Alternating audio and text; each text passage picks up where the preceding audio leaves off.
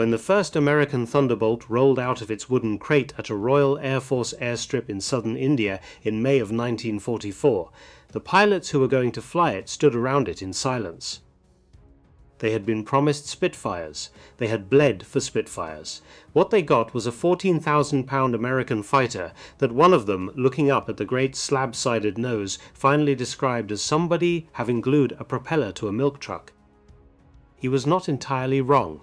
He was also, within a year, going to trust that aeroplane with his life, day after day, over a country most of his countrymen could not have found on a map. This is the story of the aeroplane that no British pilot wanted, the campaign that no British newspaper covered, and the men who flew both into a corner of the Second World War that the world chose, afterwards, to forget. The monsoon had not yet broken over Ceylon, but the air at Mineria already tasted of rain. It was the second week of January 1944. On a strip of cracked concrete carved into the jungle north of Kandy, a row of Hawker Hurricanes sat under canvas, their paint chalked white by the sun, their cowlings stained with the oil of a war that had grown too long to count in months. Squadron leader Lee Hawkins stood in the shadow of one of them, a cigarette burning down between his fingers, watching the heat rise off the tarmac in waves. He was 28 years old. He had the lean, narrow face of a man who slept too little and ate without tasting, and the eyes of someone who had learned to read a sky for what it might be hiding. Behind him, on the door of the dispersal hut, someone had pinned a hand-drawn calendar. Most of the days had been crossed out in pencil. A few had been crossed out twice. Number 135 Squadron had just come down out of Burma. They had spent the dry season flying ground attack sorties over the Arakan, low and fast and bleeding men. The Hurricane Mark IIC they flew was a fine aircraft for the Battle of Britain it had already missed. In 1944, against the Japanese Army Air Force, it was something else. It was slow, it was lightly armed for the work it was being asked to do, and it climbed like a tired horse. The Nakajima Oscars they met in the air could turn inside them at almost any altitude. The anti-aircraft fire over the jungle roads was getting heavier each month, and the squadron diary, kept in a black ledger inside the hut behind Hawkins, recorded the cost in tidy ink. A name, a date, a place, sometimes just a name and the word missing. They had been pulled back to Ceylon to rest, to convert, to wait. Most of the pilots believed they knew what they were waiting for. Out in the mess at night, over warm beer and the slow turning of a ceiling fan, the talk turned to one thing again and again. The Spitfire Mark VIII had reached Southeast Asia at last. Other squadrons had already begun to receive them. Sleek, narrow-winged, with the Merlin 63 engine and a service ceiling that could finally meet the Japanese on something close to equal terms. The pilots of 135 Squadron had earned their turn. They had bled for it. When their new aircraft arrived, they expected to see those long, elegant elliptical wings rolled out of a packing crate. That was the first thing they were wrong about. In May, the orders came. Conversion to type. Squadron leader Hawkins read the signal in the dispersal hut at Mineria, where the squadron was still waiting for the aircraft they thought they had been promised. He read it twice, he folded it once, he put it in his pocket and walked outside into the noon glare, and he did not say anything for a long time. When the first crate arrived by rail from the docks at Karachi, the men gathered around it the way men gather around a coffin. It was enormous. The wooden cratework alone was the size of a railway car, stenciled in black across one side, in the blocky American hand of a Republic Aviation packing clerk in Farmingdale, Long Island, were the words P-47 Thunderbolt, Royal Air Force. They opened it with crowbars. What came out was not a Spitfire, it was a Fortress with a propeller on the front. The Thunderbolt Mark I, in the Razorback configuration that the Americans would soon begin to phase out at home, weighed nearly 10,000 pounds empty. Loaded for combat, it weighed close to 14. A Hurricane weighed barely 5.5. The radial engine on the nose, the Pratt & Whitney R2800 double Wasp, was the size of a man bent double, and it produced more horsepower than two of the Hurricane's Merlins put together. The cockpit sat so high off the ground that a pilot needed a step in the side of the fuselage and a folding stirrup to climb up to it. The wings were thick and broad and looked, to men used to British fighters, like the wings of a goods aircraft. One of them said so out loud. "It looks," he said, "like somebody glued a propeller to a milk truck." Hawkins did not laugh. He stood with his hands in his pockets and looked up at the great slab-sided thing that had been sent to him in place of the aeroplane he wanted, and he understood, perhaps before any of his men did, what it meant. They were not being given the best the Royal Air Force had, they were being given what could be spared. Spitfires were going to Europe, Spitfires were going to Italy, Spitfires were going to the squadrons whose names would be remembered. The Burma front was being asked to fight its war with what the Americans could send by ship. It was, he wrote later in a private letter, the first time he had truly understood what it meant to belong to the forgotten army. What none of the pilots at Mineria knew was that the aircraft on the ramp in front of them was the result of a quiet, unglamorous fight conducted thousands of miles away in offices full of cigarette smoke and unwashed coffee cups by an officer they would never meet. Air Marshal Sir John Baldwin was 52 years old that spring. He commanded the 3rd Tactical Air Force, the formation responsible for putting aircraft over the heads of General Slim's 14th Army, and he had spent the early months of the year arguing, lobbying, drafting memoranda, and quietly losing sleep over the simple fact that nobody in London cared very much what flew in Burma. He had asked for Spitfires. He had been told there were none to spare. He had asked again. He had been offered, instead, the P-47. American built, American supplied, heavy, strange, available. He had taken them. He had taken everyone he could get. The pilots at Mineria did not know his name. They knew only that someone, somewhere, had decided that this was what they would fly, and so the squadron began, that May, to learn it. They were sent south to Yelahanka near Bangalore, where the Royal Air Force had set up No. 1670 conversion unit on a dusty airfield surrounded by scrub and red earth. There they joined numbers 146 and 261 squadrons, all of them being put through the same education. The instructors were a mix of British and American, and the syllabus was a thin, hastily printed booklet that none of them entirely trusted. The Hurricane had been a soft animal. You eased onto its rudder, you balanced its torque with a touch, you flew it the way you might ride a familiar pony. The Thunderbolt did not respond to touches. The Thunderbolt responded to commands. On the ground, taxiing, the great nose blocked the runway entirely. You S-turned down the strip the way a man might walk down a corridor with his hat pulled over his eyes. At full throttle on takeoff, the torque of more than 2,000 horsepower tried to pull the aircraft off the side of the runway. You met it with full right rudder, and you held it there until the tail came up and the world stopped trying to spin. Pilots who had done 500 hours on Hurricanes ground-looped Thunderbolts in the first week. There were injuries. There were, eventually, deaths. And while this was happening at Yelahanka, 300 miles to the northeast, at a sun-bleached airfield called Armada Road, another man was being asked to make sense of the same machine. Group Captain Frank Carey was 32 years old. He was small, compactly built, and almost completely without ego. He had joined the Royal Air Force at 15 as an apprentice metal rigger, and he had risen through the ranks the slow way by being better at the work than anyone else. By the spring of 1944 he had shot down 25 enemy aircraft. 15 of them had been German, 8 had been Japanese. He was the highest-scoring fighter pilot the Royal Air Force had in Southeast Asia, and he commanded the Air Fighting Training Unit, which was the school where every fighter pilot in the theatre eventually came to be taught how to fight and how to live. When the first Thunderbolt was delivered to him at Armada Road, Carey climbed all over it. He sat in the cockpit for a long time without starting the engine. He climbed out, walked around it twice, and said, to the warrant officer standing at the wingtip, words that the warrant officer would later write down in his own notebook. "This thing," Carey said, "cannot turn. We will lose pilots in it," and then 3 days later he flew it. He took it up over the Bay of Bengal at first light, with the sun coming up red behind him and the green coast falling away under his left wing. He climbed it to 25,000 feet, where the turbocharger came alive and the engine note changed from a heavy thudding to something smoother and harder. He pushed the nose over. He dived. What he saw on the airspeed indicator he did not entirely believe. He held the dive until the altimeter unwound past 10,000 feet, and the aircraft did not flutter, and it did not shake, and when he pulled up the wings did not complain.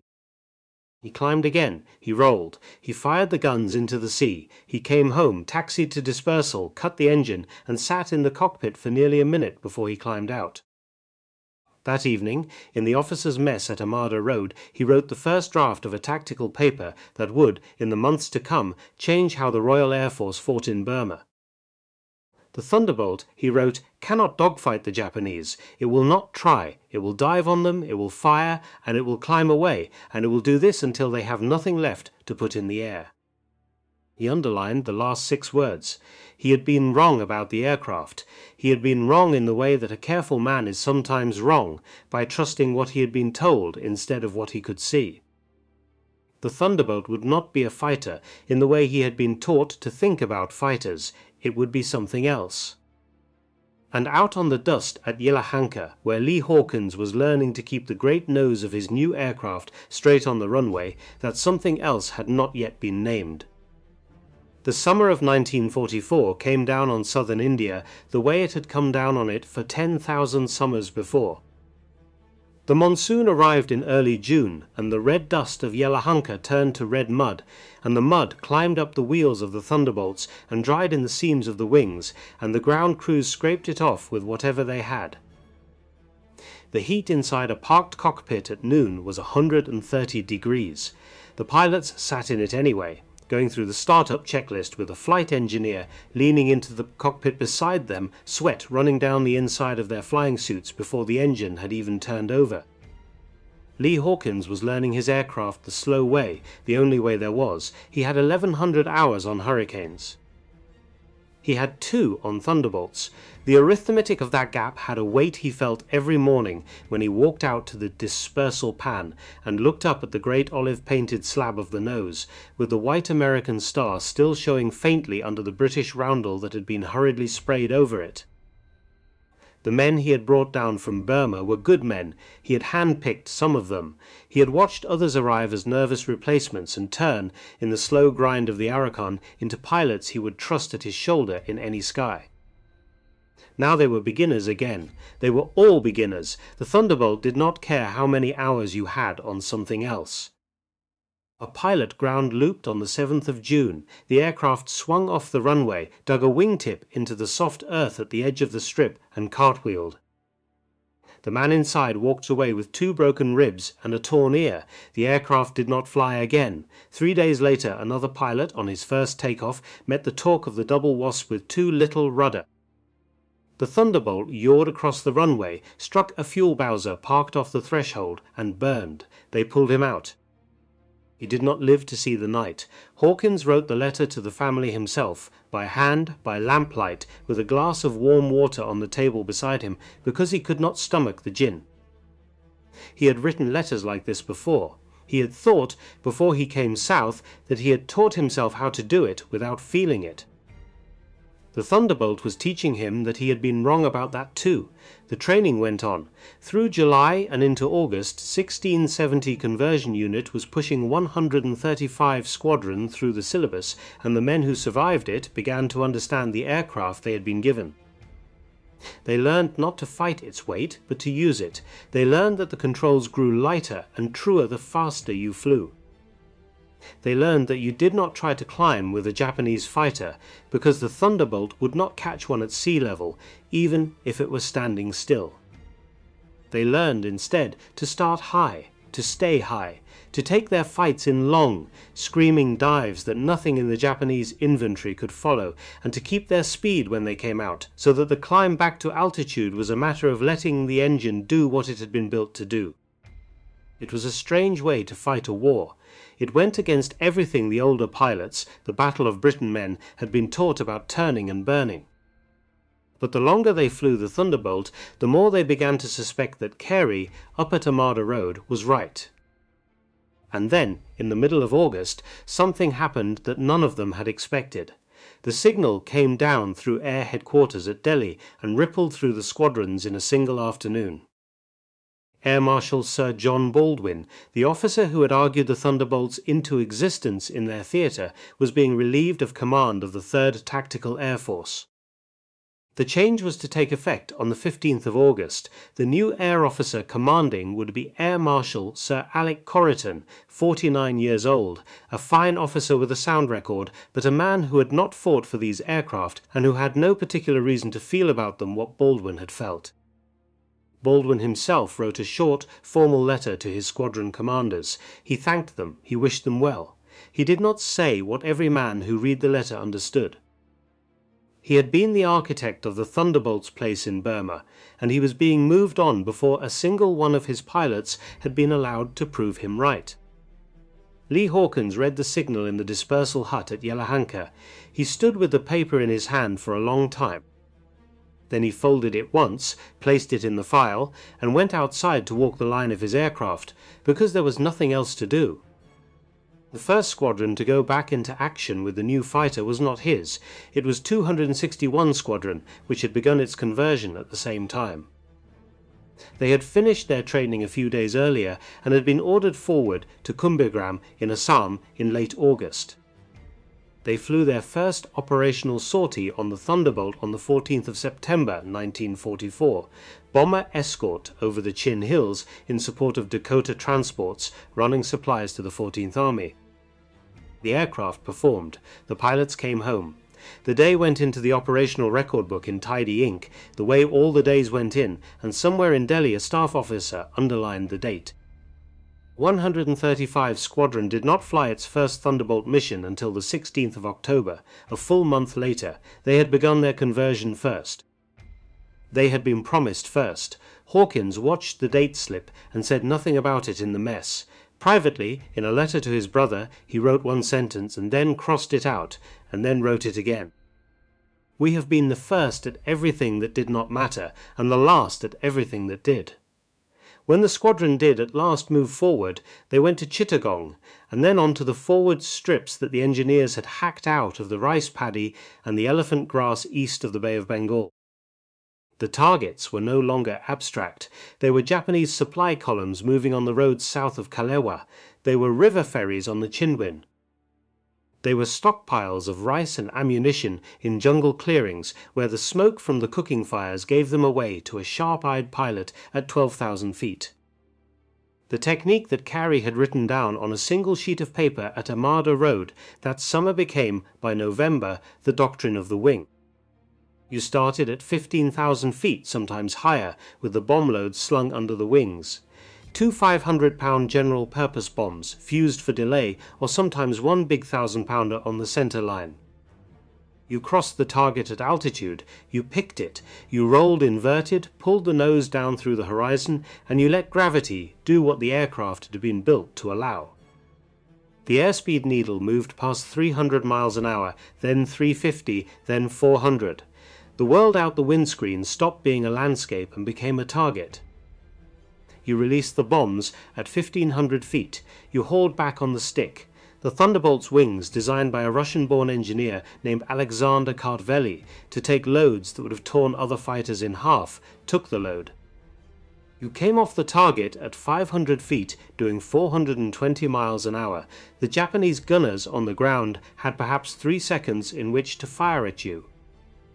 And then you were gone, climbing, the engine howling, the propeller eating the sky, and the next aircraft in the dive was already coming through, and the column on the road was already burning.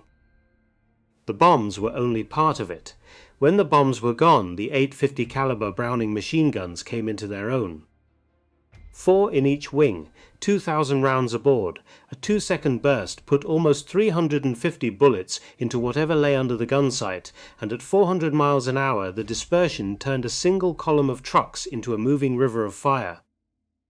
The pilots learned to fire short, they learned to walk the rounds, they learned above all to look behind them on the pull-out, because the Japanese Oscar pilots had not gone away.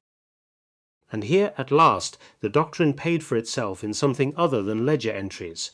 A Thunderbolt could not turn with an Oscar.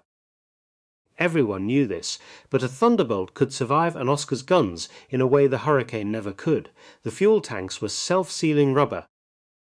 The cockpit was wrapped in armor plate. The Pratt & Whitney radial, with its 18 cylinders arranged in 2 rings, could lose a cylinder, sometimes 2, and still bring a man home. Through the late autumn of 1944, pilots began to come back to Chittagong and to Cox's Bazar with aircraft that should not have flown. Wings holed in 20 places, hydraulic lines cut. One pilot came home with a wingtip shorn off by a glancing round from a Japanese 25mm. The aircraft landed. The pilot climbed out and was sick on the grass beside the wheel, and then asked, very quietly, when his next sortie was. The squadron logbooks for that autumn, kept now in the National Archives at Kew, show a steady, almost monotonous accounting. Sorties flown, targets attacked, aircraft lost, pilots returned. The loss rate per sortie for the Thunderbolt squadrons in Burma was lower than any other Allied fighter bomber in the theatre. The men who had laughed at the milk truck in May were not laughing in November. They were sleeping in their flying suits because they could not be bothered to take them off between dawn briefings. And up at Armada Road, the man who had written the doctrine that was keeping them alive was packing his footlocker. In early November, Group Captain Frank Carey received his next posting. He was to leave Southeast Asia. He was being sent to Egypt to command No. 73 Operational Training Unit, where pilots were being prepared for the slow grinding end of the Italian campaign. The promotion was a recognition of his work. It was also, in the way of these things, a removal. The Royal Air Force had decided that the highest scoring ace in the theatre was more valuable as a teacher in another theatre than as a teacher in this one. The squadrons he had trained, the men he had argued with about deflection shooting and dive angles and how far to lead a moving truck, would now do their fighting without him. He received his posting on the 2nd of November, and within days he was gone. He took with him a single suitcase, a service revolver, his logbooks, and the carbon copy of the tactical paper he had written that May. He did not say goodbye to the squadrons in person. There was no time. The war did not pause for handshakes. By the end of the month he was in Fayid, on the Suez Canal, instructing new pilots on Spitfires and on the same Thunderbolt he had taught his Burma boys to dive. The men in Burma read the news of his departure in the squadron orders and went back to work. Hawkins, at Cox's Bazar, was leading 2 and sometimes 3 sorties a day by the middle of December. The Thunderbolt that he flew, marked with the squadron code WK, and the individual letter that the ground crew chalked on the cowling each morning, had become to him no longer a strange American intrusion, but a thing he understood the way a craftsman understands a tool. He flew it through the cold, clear mornings over the Arakan and the hot, bright afternoons over the Caladan, and he came home, every time, and the squadron came home with him, most of the time. Most of the time was not all of the time. The black ledger in the dispersal hut kept its accounting. The letters home kept getting written. In the second week of December, a flight commander Hawkins had served with since the dark days of 1942 failed to pull out of a dive over a Japanese transport park near Akyab. The aircraft went into the ground at something over 500 miles an hour. There was nothing to bury. There was nothing to send home. Hawkins wrote the letter that night, and when he had finished, he went outside into the warm dark and stood looking up at the stars over the Bay of Bengal. And he thought for the first time in a long time about the men in London who would never know any of this. The British newspapers in those weeks were full of Arnhem and of the Ardennes. The 14th Army, fighting a Japanese army group of more than 300,000 men through some of the worst terrain on earth, was mentioned in the back pages, if it was mentioned at all. General William Slim had begun, with a kind of black humour, to call his command the Forgotten Army. The phrase travelled. By the end of 1944 it had been adopted, with a tired pride by every man in his command. The pilots of the Thunderbolt squadrons heard it and used it about themselves. "We are the Forgotten Air Force," one of Hawkins's pilots wrote in his diary on Christmas Day, of the Forgotten Army, in the Forgotten War. He underlined the word forgotten 3 times. Carey was gone, Baldwin was gone. The 2 men who had brought the Thunderbolt into this theatre and the doctrine that made it work were both, by the new year, somewhere else. and the squadrons they had left behind, the pilots who had laughed at the milk truck in May and learned to love it by November, flew on through the dry season towards a campaign that nobody in England seemed to be watching. They did not know yet that the campaign they were about to fight would be the one that decided the war in Burma. They knew only that the morning briefings still came at 4 o'clock, and the engines still turned over at 5, and the aircraft they had not wanted, the aircraft no one else had wanted them to have, were still waiting for them at the end of the pan, where the ground crew had run them up in the dark and left them ticking quietly under the stars. The new year came in cold and clear over the Arakan. There was no celebration at Cox's Bazaar that night, only the same dawn briefing as every other morning, the same mugs of strong tea on the trestle tables, the same maps with the same grease pencil arrows pushing south and east into a country that the men around the table now knew better than they knew their own. The campaign that nobody in England was watching had begun. General Slim had spent the dry months building his army into something the Japanese did not expect. He had drilled it. He had rested it, he had taught it to be supplied from the air, because in Burma there were no roads worth the name, and rivers ran the wrong way, and the railways had been bombed to scrap. The 14th Army moved on Dakotas. The Dakotas moved because the Thunderbolts kept the sky empty above them. Through January and February of 1945, Hawkins and his squadron flew almost every day. The targets were no longer abstract supply dumps. They were the bridges over the Irrawaddy, the ferry crossings at Pakoku, the rail junctions north of Mandalay, the road convoys retreating south from Meiktila with the rear of the Japanese 15th Army strung out along them in a column of dust.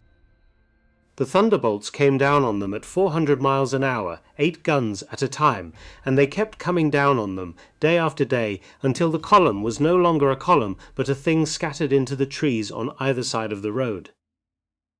There was a moment in late February that Hawkins recorded in the squadron diary in 3 short sentences. He had led a flight of 4 against a fuel dump near Yenangyang. The bombs had gone in. The fires they started were still burning when he landed back at Cox's Bazaar. From altitude on the return flight, more than 120 miles from the target, he could still see the smoke. He wrote, "We made a thing today that will be visible from heaven." He did not write it again. The Japanese held on at Meiktila for longer than anyone had expected. They counterattacked. They infiltrated at night, walked their guns up to within yards of the airstrip, and fired into the dispersal pans where the Dakotas were unloading. The garrison there was supplied entirely from the air for 19 days, and every one of those 19 days the Thunderbolts flew. They flew when the cloud was on the deck and the visibility was so bad that the wingmen vanished into the murk inside 50 feet. They flew when the heat over the central plain had built up to the point where the engine temperature gauges would not come down below the red line. They flew because if they did not fly, the men on the strip below them would die. The big radial engines, with their bullet-eating cylinders, brought men home through fire that should have killed them. The armor plate did its quiet work. The self-sealing tanks closed up around the holes. The wings held their shape, day after day, sortie after sortie, the way they had been built to hold. In April, the orders came for Operation Dracula.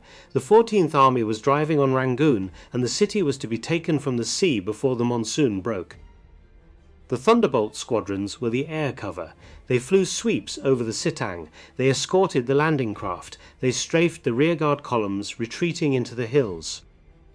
On the 2nd of May 1945, Rangoon fell to forces that arrived to find the city already abandoned. The campaign was, in all but name, over.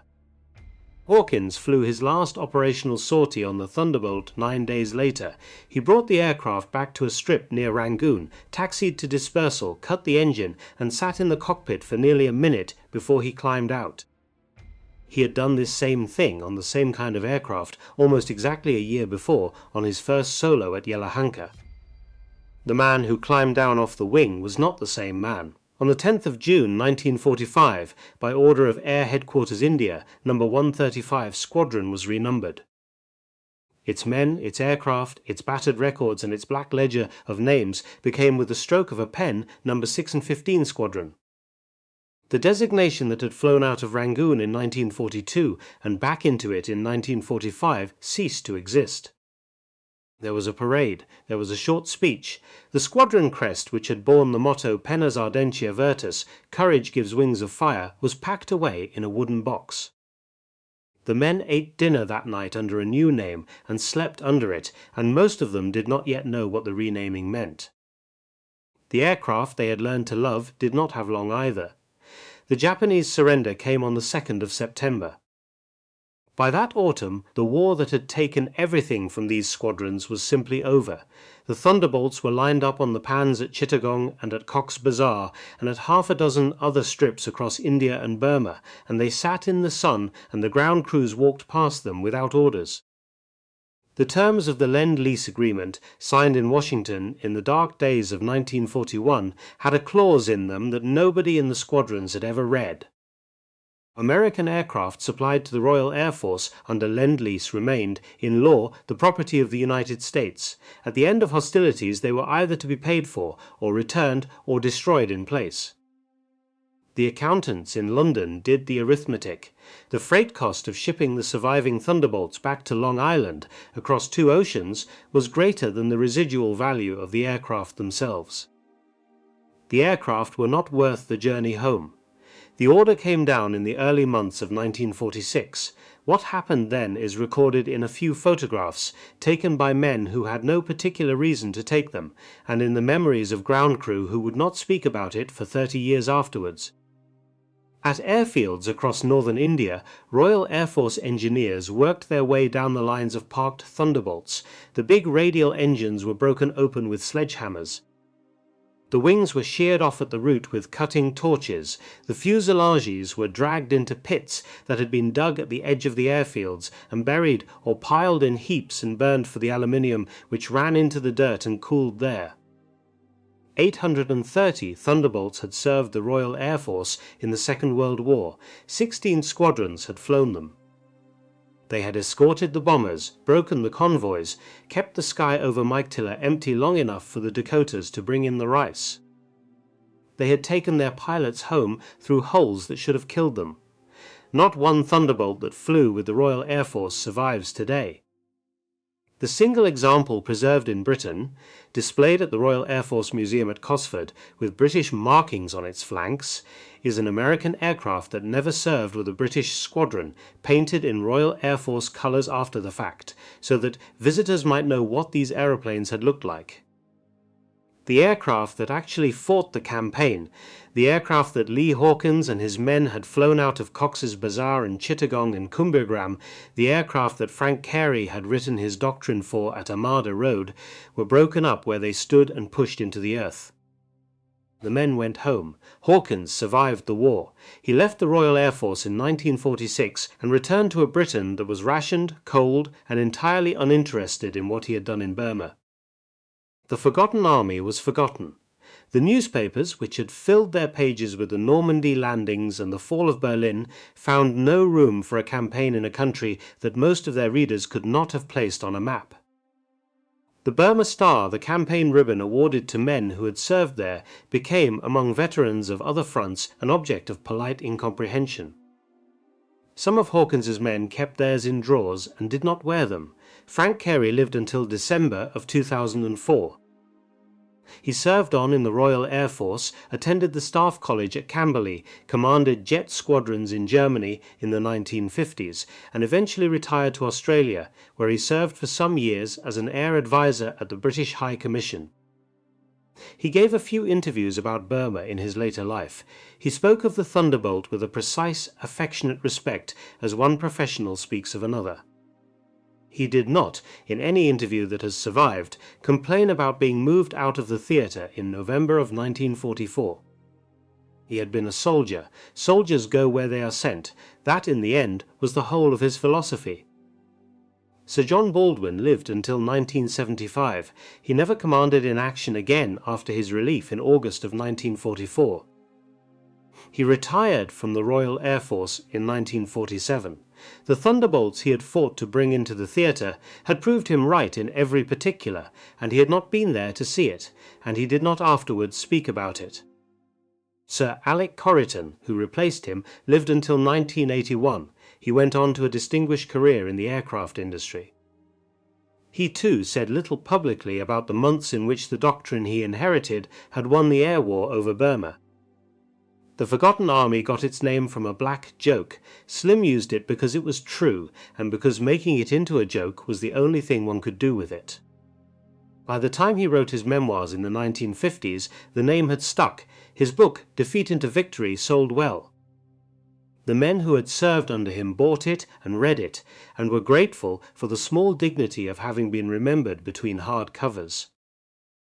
The aircraft they had flown were not remembered, because there were none left to point to. There is a thing that men of a certain age learn, who have fought in wars that the world chose not to keep. They learn that the work was real, even if the memory of it is not. They learn that the friend who did not come back is the same friend whether anyone else remembers him or not. They learn to carry the thing themselves. The pilots of the Royal Air Force Thunderbolt squadrons in Burma carried it for the rest of their lives. Some of them lived long enough to see the last of their generation die. None of them lived long enough to see one of their aircraft fly again, because there were no aircraft to fly. The bulldozers in 1946 had done their work, and what the bulldozers had not done, the soil of northern India had. The aeroplane they had laughed at in May of 1944, the great olive-drab thing that had looked like a milk truck with a propeller on it, had taken them through the longest, hottest, hardest air campaign the Royal Air Force fought in the entire war. It had brought them home when nothing else would have. It had asked nothing of them but that they learn how to fly it, and it had given them, in return, the simple thing that all aircraft give to the men who trust them. It had let them come back. And then, when the war was over, it had been pushed into a pit at the edge of an airfield in India, and the dirt had been bulldozed over it, and the men who had flown it had gone home to a country that did not ask. That is the story of what the Royal Air Force pilots said when they first flew the American P-47 Thunderbolt. They said it was too heavy. They said it could not turn. They said it had been sent to them because nobody else wanted it. And then they flew it for a year in a war that nobody was watching, and they buried it themselves when they were finished. The dates, units, places and named officers in this account are drawn from the operational records of the Royal Air Force, now held at the National Archives at Kew, and from the published histories of the Burma campaign. Some private moments, letters and exchanges have been reconstructed from those sources. The men were real, the aircraft was real, the campaign was real, and the silence afterwards was real too.